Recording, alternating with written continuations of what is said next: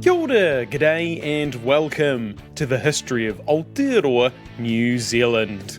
Episode 109, Beyond the Veil. This podcast is recorded in Te Whanganui Atara, on the rohe of Muaupoko, Taranaki Whānui, Te Aotearoa and Ngāti Toa Rangatira. We are generously supported by our amazing patrons. If you want to support Hans, go to patreon.com/history Aotearoa. Last time, we talked about karakia, rituals, and magic, specifically around matakite and makatu, divination and witchcraft, respectively. Today, we will be talking about the wairua, the underworlds, and the spirit's journey after leaving the body. However, content warning that we will be covering a lot of stuff around death, tangihanga, and all of that. It's not terribly graphic or anything, but I know for some people it may be a bit of a tapu subject. In the past, we have talked about the wairua as being the spirit or the soul of a person, and that is more or less correct. Best says the word wairua denotes shadow or any kind of image or thing that is amorphous or intangible, hence why it is used to refer to the soul. Though it should be noted that Māori saw the wairua as being still quite material or tangible, to the point where it could be seen by certain gifted individuals, those who had matakite. They even believed it could be killed or destroyed. Some people have thought that Niwarika's people in the story of Mataora are some form of wairua, and since they were tattooing each other, Best posits that there must be some material nature to the wairua, otherwise they wouldn't be able to do that. Typically, the wairua remained in the body, but would leave temporarily during dreams and permanently upon death. Although it's tempting to think that only humans or maybe even animals possessed a wairua, the concept was slightly more complex than that. Best mentions how Māori believed that streams and rivers have life, and if they have life, they must have wairua, given the fact that they can be, quote, heard to sing, an allusion to the babbling of the hill streams, end quote. And this kinda leads me into another important concept that is similar to wairua, but not quite. Mauri. Mauri is the life force of a person, object, entity, group, community, ecosystem, natural process, or anything that is alive or could be deemed alive in some way, either literally in the sense that biological creatures are alive, but also metaphorically in the way that a village, forest, or the cycle of night and day is alive. Movement, heat, sound, they can all denote modi of a thing or of the world around you more broadly. Modi is distinctive from a wairua in that when someone dies, their modi ceases to exist, whereas the wairua continues to live beyond the body. Quote, the earth and the heavens, the heavenly bodies, the elements, all natural phenomena, the seasons, day and night, the ocean, streams, lakes, all possess this vital, life-giving principle. End quote. Modi is also different to wairua in the sense that it is kinda dormant and doesn't have the same almost quote-unquote intelligence as the wairua, which is more active. The wairua tends to respond to things in the physical and spiritual worlds. Modi can also be called the quote-unquote divine spirit, as it is directly inherited from the gods as the breath of life, Tihei Modi Ora. As such, Modi is inherently tapu. The breath of life Modi is not to be confused with the physical, material Modi found in the mortal realm. Best describes quote-unquote protective talismans as being material Modi, as opposed to the immaterial Modi inside all living things. He says these were designed to protect the immaterial Modi in a person. He describes these as being a stone or piece of wood that is granted the powers of protection through ritual or karakia, which puts the wairua of an ancestor into the piece, and they would protect their living descendant from things like makatu or being killed violently. Some of these talismans were permanent objects that someone would hold on to, but other times they were used temporarily. Such as if someone was going to perform a divination ritual that would present a significant risk to their Modi, the talisman would be used for that ritual and then discarded afterwards. But not before the tohunga released the tipuna inside the object and rendered it inert. Another example is if someone was travelling, a Modi would be created to protect them, and then discarded after they returned from their trip. In the case of travelling, they would be warned not to lose the talisman, or an enemy could find it and use it against them. Places could also have a physical Modi. For lakes and rivers, it was often a small stone that had the mana of the body of water placed into it by a tohunga, and then hidden so that no one would find it and mess with it. This was particularly important for bodies of water that were used for food gathering, so anywhere that held lots of fish, eels, and shellfish.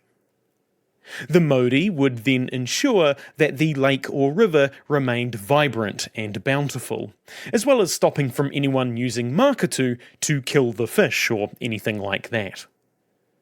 Eelers and other fishermen would put a Modi near their hinaki to attract fish, and the taumata atua, or kumara gods that were put in gardens with the crops, were also a form of Modi to help them grow.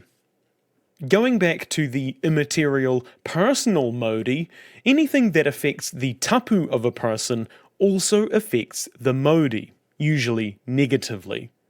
This is also why strict tapu was observed in certain situations, not just for the fear of punishment, but also due to the immediate spiritual harm. The example best gives is that during snaring season, a forest may be under strict tapu, and if anyone would cook food within the forest, it would be a violation of that tapu, causing the gods to no longer protect the forest, and thus its Modi would be diminished, as birds leave the area and plants no longer bear fruit. As Māori culture was influenced by Europeans and Christianity more and more, many saw this as a diminishing or polluting of the Modi of the Māori people as a whole, and was why the Europeans were dominating the archipelago. Quote, "The vital principle of the forests has been destroyed, or much weakened by the abandonment of tapu, and the godless ways of the Europeans, hence the great diminution of the number of birds." End quote. In other words, abandoning the old ways of tapu was causing the gods to abandon Māori, and hence why the forests were no longer full of food. This, of course, wasn't too far from the Western scientific view. Bird populations were being reduced due to primarily habitat loss from European industrialization. Stuff like timber logging, the draining of wetlands, agricultural intensification, and that's to say nothing of the active hunting of birds and the introduction of predators like rats and stoats. The hau is a similar concept to Modi in that it is a kind of living essence, though best describes it more like an aura. As such, the hoe is a bit stickier. It can stay in places where a person has walked or sat, and then be picked up and used to do various things with, either good or bad. Hoe can also mean wind or air, so there is a similar connection to how Māori is connected to breath. Footprints were a common place to obtain hoe, as they were a visible sign of where someone had been, and a bit of dirt from someone's footprint was seen as, quote, an excellent medium in wizardry, end quote. As such, people were known to avoid muddy paths, or walk through water whenever they could, to avoid leaving prints. Hoe also kinda means the personality of a person or thing, such as the hoe of a speech, or could mean something akin to someone's fame. All of these sorta combine to mean the vitality of a person or thing, similar to the way that the Mexican belief is that someone dies a second death when no one remembers them. The hoe, the vitality of someone or something, is always there as long as there is someone who knows it. When someone dies, their mauri ceases to exist, but their wairua leaves to go on a great journey north. We will get to that journey in a minute, but first, let's talk about what happens to the body of the deceased, and how those left behind honour their memory through tangihanga. Commonly shortened to tangi, tangihanga is today translated into funeral, but is actually from the root word meaning to cry or lament. It's the way that whānau and the wider community say goodbye to their loved ones. Assuming someone died of sickness or natural causes rather than on the battlefield, it wasn't uncommon for whānau to gather around someone who was on the cusp of passing, a state known as whakahemohemo. Once they had passed, naturally, cries and wails would be heard to farewell their spirit on their journey. Their body would be put in a seated position, possibly being tied up a bit to help with this, and set against a po facing the east, towards the rising sun. Here they would remain for several days, and during this time mourners would come in and pay their respects, which could be people coming from nearby villages, depending on how important the person was. Karakia would be spoken over the body to ensure the wairua reached the afterlife, and to aid in its journey. If it was thought the person died as a result of makatu, the taonga would find a fern stalk and use it to hit the body, saying, quote, "Here is your weapon by which to avenge your death," end quote. The idea being that this would help the wairua seek out the person who killed them and avenge themselves. Although this entire, sometimes weeks-long period was called tangihanga, the part that was more organised and funeral-like was towards the end. Keep in mind that most of this was done if the person was a rangatira or of similar importance. People gathered around the body, the women in the front, everyone holding green leaves. There would be singing and lamenting for the deceased, with their clothes laid out for them, along with gifts to be buried with, pounamu, jewellery and that sort of thing. A wakahuia containing feathers and a model of a carved waka may also be presented. A bent stick would be set up nearby, called a hara, so that anyone who walked past would know that a chief had died. The clothes would be put into the wakahuia and kept by the family while the body was buried, presumably because they contained a portion of the rangatira's mana. Other gifts that were buried with the deceased, what archaeologists would later classify as grave goods, could be objects like shell necklaces, the handle of a toki, and later, once te reo had been translated into a written language, manuscripts of tribal history. Throughout this, it was common for family members, especially women, to cut their limbs and torso as a sign of mourning. It was seen as a, quote, token of affection, esteem, and sorrow, end quote. You might recall that this is how Red Rocks in Wellington was formed, from the daughters of Kupe cutting themselves in mourning, thinking he was dead. There were also often speeches that probably weren't too dissimilar to Western eulogies, in that they would talk about the life of the person and farewell their spirit into the next life. Interestingly, there was almost no fanfare for the actual burial itself, with only a few people being invited. Part of this was to do with the tapu of burial sites, but also so that these sites didn't become common knowledge, and thus their location potentially leak to enemies, who could use them for makatu, turn the bones into fishhooks, flutes and the like, or otherwise just defile the sites. The next day, some men would go hunt a small bird and gather some reeds, presenting these to the tohunga at the gravesite. The tohunga himself would pick some toitoi and place it in the ground, pointing it towards Hawaiki, so that the spirit of the deceased knows which way to go. This also helps the rangatira return to the material plane when he wants to help his whānau as an atua.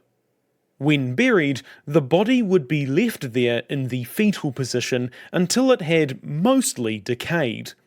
The skeleton would then be exhumed and the bones cleaned before being sent to another tapu spot, such as a cave, which often acted like family tombs. The location of these caves were a closely guarded secret as well. Before the bones were taken to their final resting place, though, they would often be put on display for the public to see them, being decorated with feathers or dyed harakeke. This exhumation and cleaning process was obviously very tapu, and as such, no one would eat or do any other noa things during this time. Exhumation would be accompanied by a feast, which had different hangi pits for different groups of people based on rank, with some of the food being offered to the deceased. If anyone was to eat food from the wrong hangi, it would be a very bad sign and bring misfortune, so everyone was very careful. It was common for a karakia to be spoken before eating this feast, as that would remove the tapu from it and allow it to be eaten. When Christianity was brought to Aotearoa, this led to an interesting observation by Māori, as they thought Christians were removing the tapu from the food at each meal when they said grace. While all of this very sombre mourning was going on, the wairua had already left and was making its way into the next life. The way it did this was by physically walking up to Ika Amawi, the North Island, to Rarohenga, the jumping off point. Today we know this as Cape Rarohenga, the very northernmost part of the North Island, where the lighthouse is and the cool yellow sign that points to all the different places. However, in the past, this has been a place of great spiritual importance, and in some ways is where the veil of the material and spiritual worlds is at its weakest. Or, in other interpretations, is where the literal entrance to the underworld is located. Before a wairua gets there, though, they will encounter two hills. The first is where the wairua takes off its clothes and lets out laments. The second is where the soul, quote, turns its back on the land of life, End quote. Heading further north, they reach the cape itself, which is basically a large cliff face that looks over the ocean. There, they encounter a pahutakawa tree that has two large roots descending down into the sea. The wairua will look into the sea, waiting for a gap in the seaweed before jumping into its murky depths. This is the point where they pass through into the underworld, Rarohenga. When they emerge, they come to a beach and a river. Crossing the river, they are greeted with a hakari, possibly prepared by their already departed tupuna. If the wairua eats the kai, then they can't return to life. This account was given by Shortland, who best claims combined aspects from several slightly different stories. Some say that one of the two hills is located in the underworld, and others say that the point of no return is one of the hills, not the food. In any case, this story varies between iwi, and Shortland's version likely comes from Ngāti Looking at other versions given by Best, it seems that the overall idea is basically the same, but the specifics vary, such as whether the soul jumps or climbs down, or whether the soul must drink from the river to not be able to return to life. Other beliefs tell that the wairua of past ancestors will come up from Rarohenga and retrieve the deceased, rather than waiting for them in the underworld. As mentioned, Rarohenga is a physical place that you can actually go to. There are lots of spooky stories from Māori travellers in the far north spotting other groups of people who disappear when they get close and reappear behind them. Spirits on their way to Cape Ranga.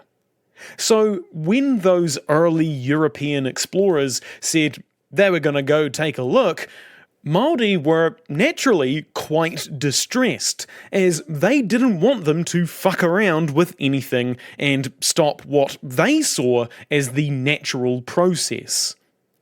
However, Māori guides did take them to Cape Ranga, and were able to point out various physical features, like the hole in the rock that souls must go through to enter Rarohenga, and mentioned that they always catch fish here that are red due to the kokowai, red ochre, that the souls put on themselves. I assume this fish is tamuri, snapper, since it's quite warm up there and they are known to like the warmer water. Entering Rarohenga wasn't the end of the journey though, since there were multiple underworlds, usually the same number as there were heavens. Like the heavens, the different underworlds were kinda thought of to be stacked on top of each other, except you were going down, not up. The first underworld isn't really under at all. It is the world of trees and birds, ruled by Tāne Mahuta, so that is to say, our world. The second underworld is similar in that it is the dirt of the first underworld. This is the realm of Rongomatane and Haumea Tikitiki.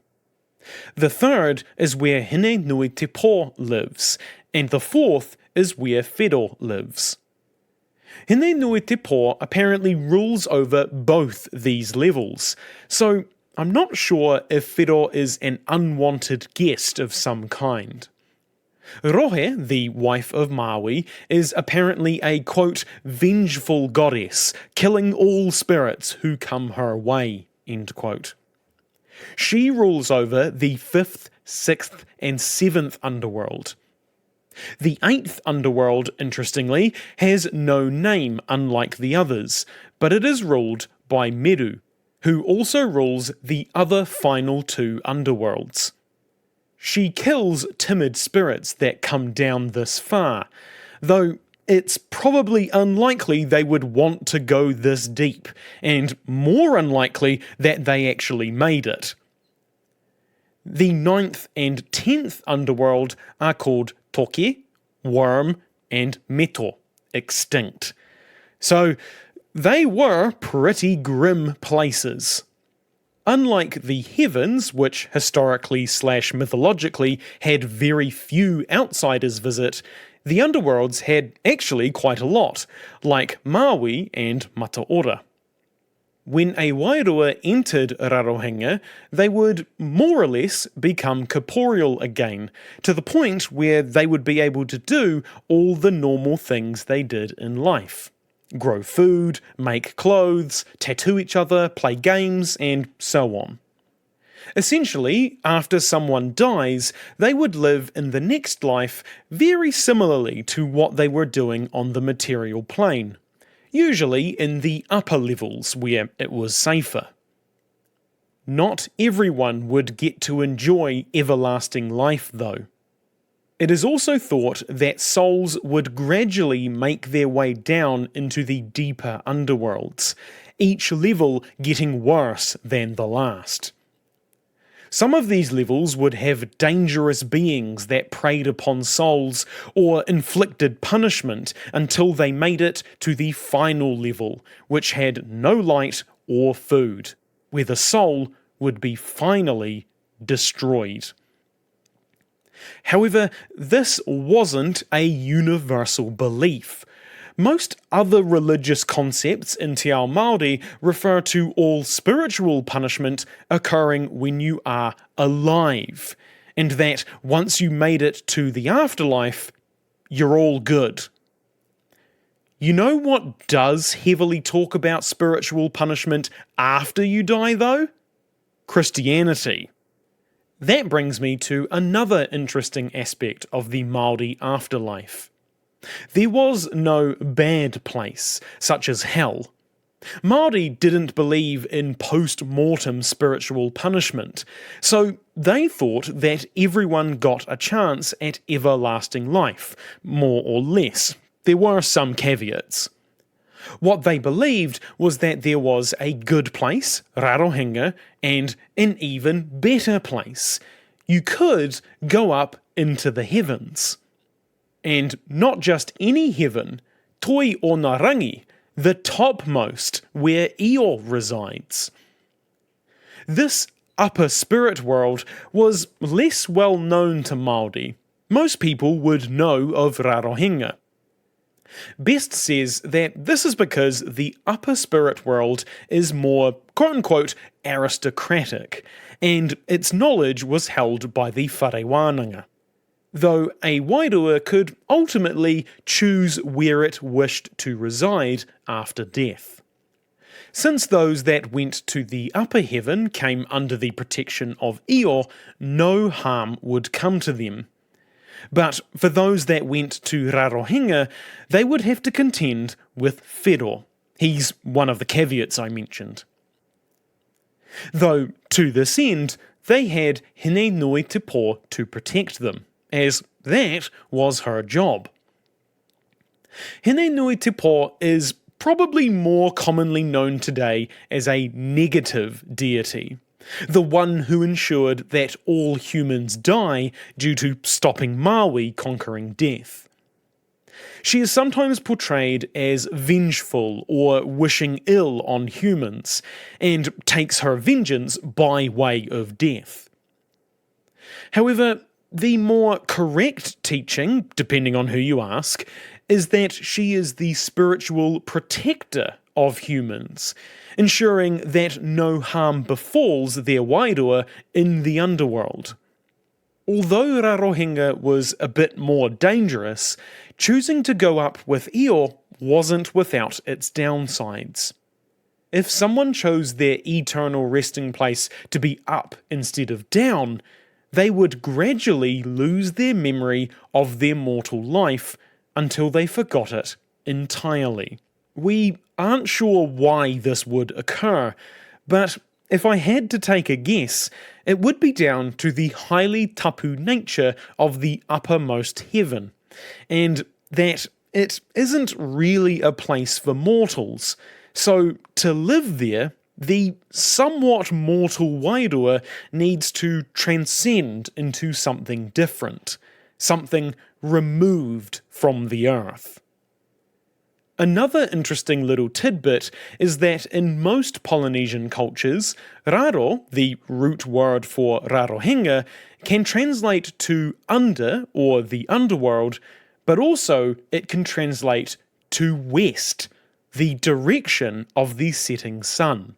The rising sun in the east was always seen as a beginning, a symbol of new life. So west was seen as an ending, a symbol of death. However, Māori have a slightly different translation. They keep the idea of the east symbolising new beginnings, and while raro also translates as the underworld, it doesn't translate to west. Instead, in te reo Māori, it's north, since that is the direction a wairua heads after death.